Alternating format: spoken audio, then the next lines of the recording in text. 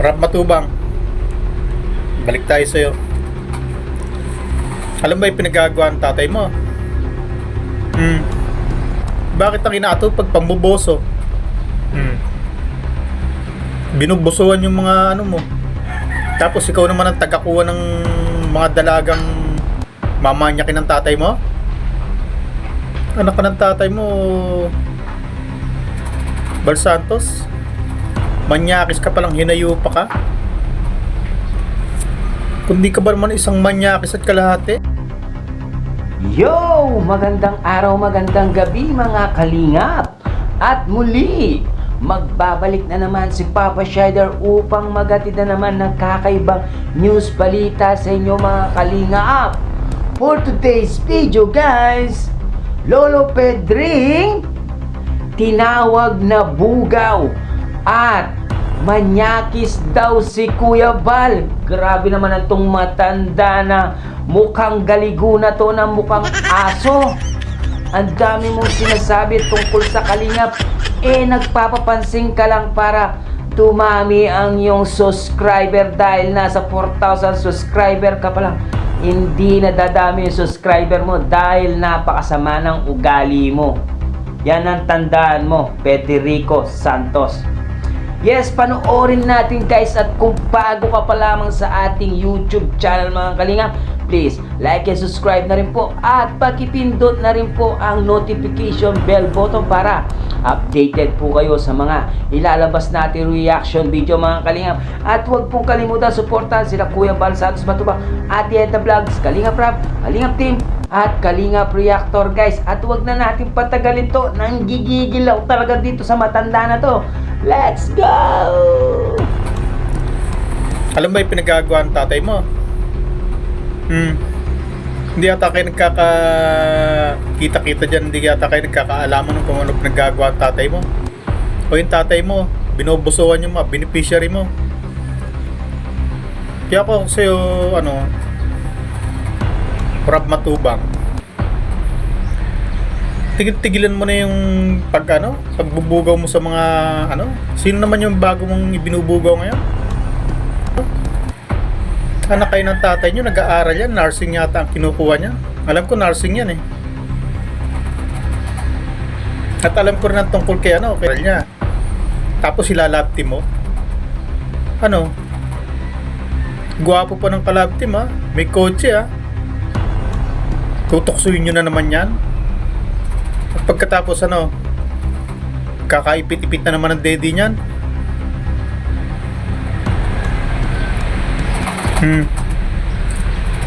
Chachancing na naman yan. Ano kayo ng tatay nyo? Hindi ba nakikita yung ginagawa mo kay Beyonce? Ipit na ipit ang daddy niyan. Nakapasan sa likod ng lalaki. Tapos tuwan-tuwa pa kayo. Para makakakot tayo sponsor. Kilig-kilig. Kunyari, hindi na kayo nagcha-charity. Ano na ginagawa nyo eh? Nagsasamantala na kayo eh. Naghahanap buhay na kayo. Pinangahanap buhay nyo na yung mga beneficiary nyo eh. Ano charity dyan? Nagsushooting na lang kayo.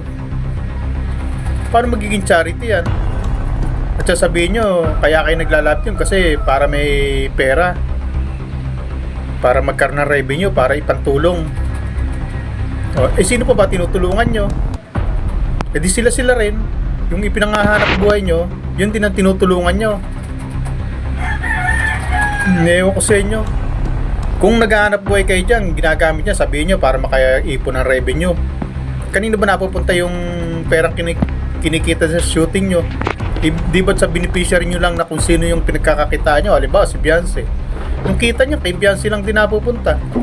At sa inyo, ng mga vlogger, ano sasabihin nyo na yung kita kay Beyonce mapupunta sa ibang beneficiary? Bakit may binablog pa ba kayong ibang beneficiary na binibigyan nyo ng tulong?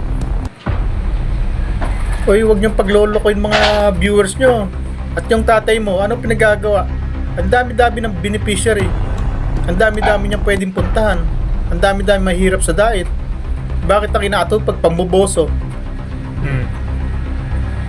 Binubusuhan yung mga mo. Tapos ikaw naman ang tagakuha ng mga dalagang mamanyakin ng tatay mo? Hoy! Matandang pangit na mukhang aso.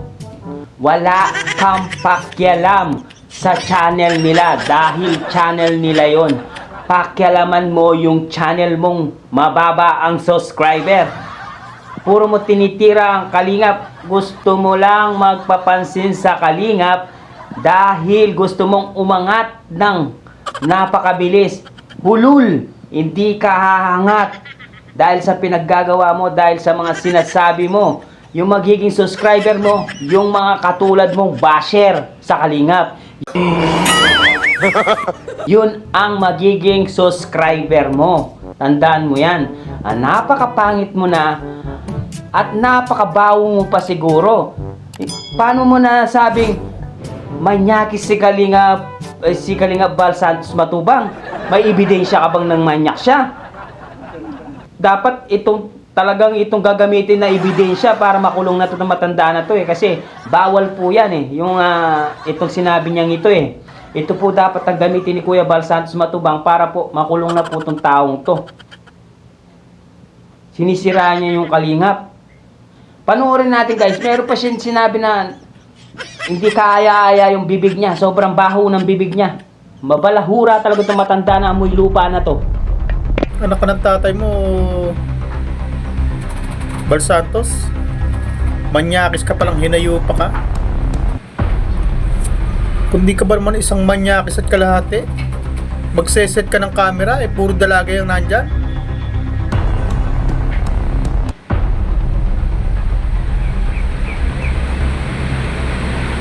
Kanino pa ba mo pa ba ibang ibang ginagawa yan? Kanino pang beneficiary ninyo ginawa mo yung ganyang bagay?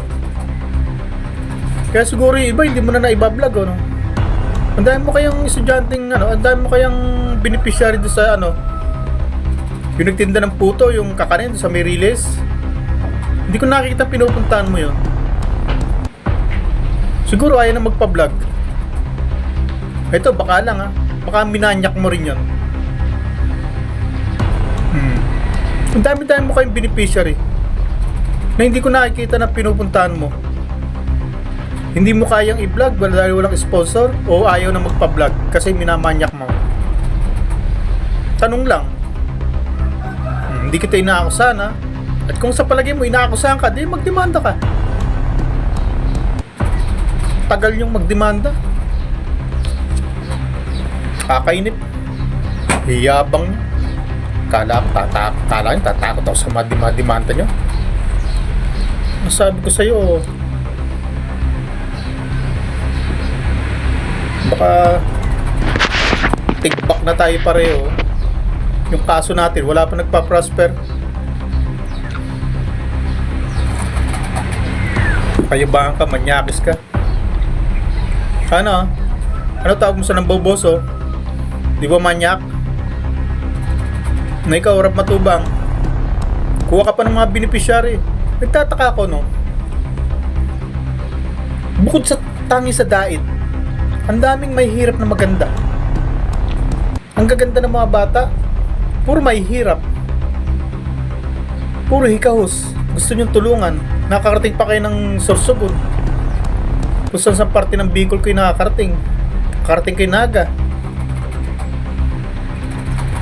sa paghahanap ng magaganda, ng mga Bicolana. Bakit? Mga dalagang Bicolana lang ba ang mahirap? Bakit wala bang mahirap na matanda dyan? Wala bang mahirap dyan na lalaki na tulad ni Norma na natulungan nyo, dating bulag? Wala bang mga ganyan dyan? Ang mahirap ba sa diet? Puro dalaga lang? Puro dalagita lang? Mahirap dyan? Anak kayo ng tatay nyo. Naghahanap kayo para sa love team, no? Kinukondisyon nyo para sa love team, para pakilig-kilig lang kasi marami na kayong subscriber. Sigurado may manonood na sa inyo. At yun nga guys, narinig natin si Federico na talagang binabalahura niya si Kalingap Rab, Kuya Bal Santos Matubang. Sinasabing bugaw daw si Kalingap Rab. Sinasabi naman na manyakis daw si Kuya Bal Santos Matubang, grabe ka, hulul, wala kang ebidensya. Mas mukha ka pa nga manyagis kay Kuya Bal Santos Matubang eh. Tingnan mo nga yung tsura mo, mukha ka rapist.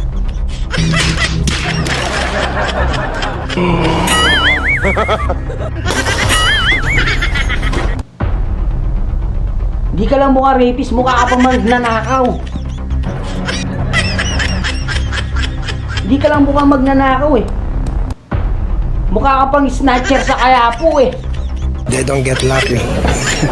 Napakapangit ang ugali mo. Dapat sa'yo, ikulong.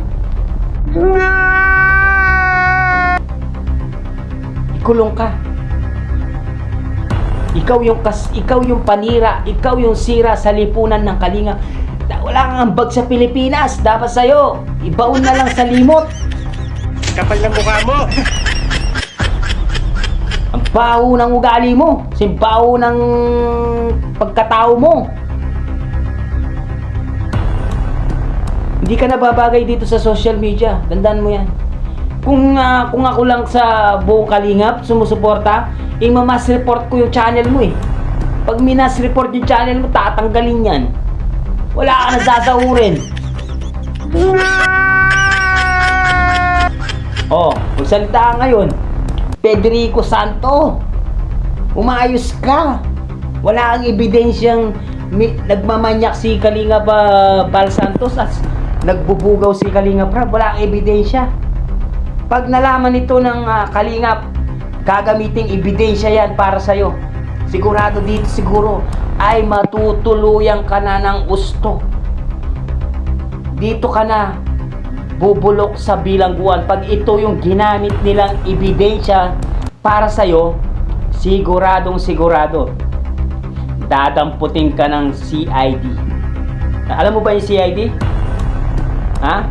Kung hindi mo alam, hindi ko rin alam, gago. They don't get lucky. Hanggang dito na lang. Maraming salamat. I love you all. Mama, chup chup. Bye.